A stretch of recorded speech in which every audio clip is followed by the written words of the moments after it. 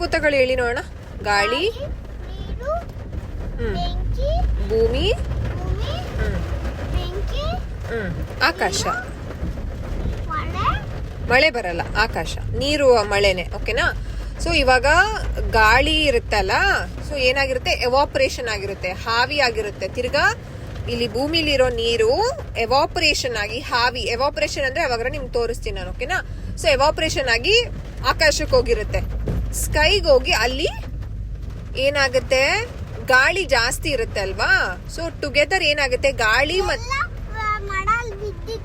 ಬಿದ್ದಿತ್ತಾ, ಗಾಳಿ ಜಾಸ್ತಿ ಆದ್ರೆ ಮರ ಬೀಳುತ್ತೆ. ಕೇಳಿಸ್ಕೊಳ್ಳಿ, ನಾನು ಹೇಳ್ತಿದ್ದೀನಿ. ಹಾವಿ ಆಗಿರುತ್ತೆ ಅಲ್ಲ ಕಂದ, ಮೇಲ್ಗಡೆ ಹೋಗಿರುತ್ತೆ, ಆಕಾಶಕ್ಕೆ ಹೋಗಿರುತ್ತೆ ನೀರು. ಸೊ ಗಾಳಿ ಎಲ್ಲಾನು ಸೇರಿ ಕೋಲ್ಡ್ ಆಗಿ ಕ್ಲೌಡ್ ಆಗುತ್ತೆ. ಕ್ಲೌಡ್ ಅಂದ್ರೆ ಏನು? ಮೋಡಗಳು.